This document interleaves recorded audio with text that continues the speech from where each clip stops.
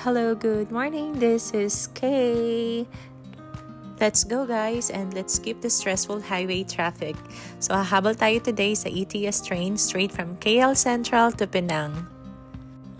Quick tip lang guys, sobrang bilis maubos ng seats dito kaya make sure to lock in your tickets ahead of time, okay?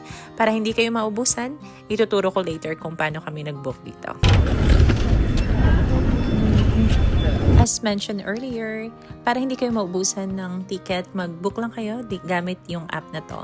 So, download nyo lang yung KTMB mobile app, gawa kayo ng account, tapos piliin nyo lang yung KL Central as your origin, and then Butterworth as your destination. So, pwede kayong mamili ng schedule nyo at mismong upuan nyo via seat map. Tapos, madali lang din yung payment kasi pwede kayong gumamit ng card or e-wallet. So, sobrang hassle-free siya.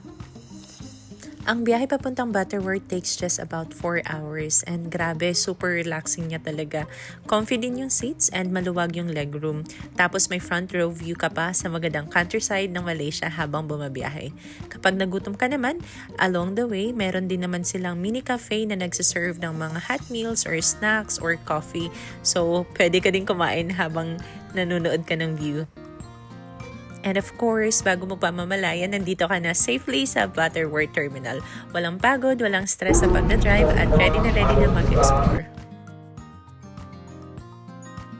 Semasa anda turun ke platform, untuk keselamatan sila berdiri di belakang garisan kuning. Sekian, terima kasih.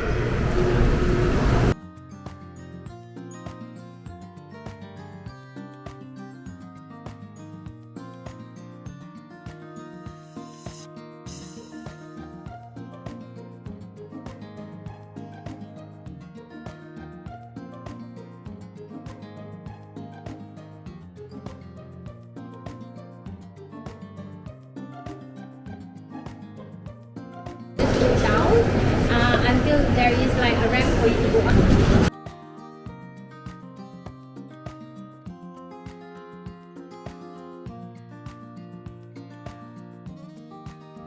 From the station, lalakad ka lang direct sa connected bridge straight to the ferry terminal.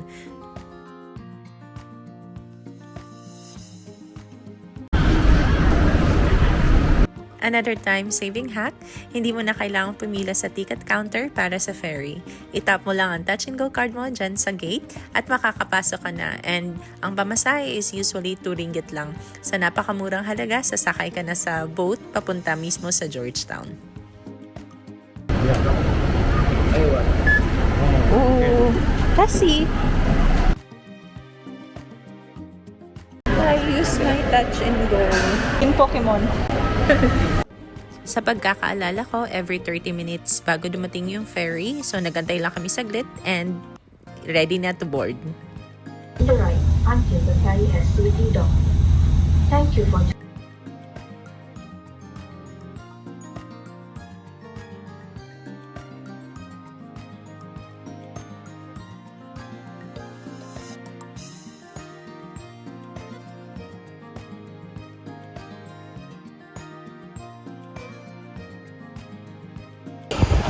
Asa na tayo?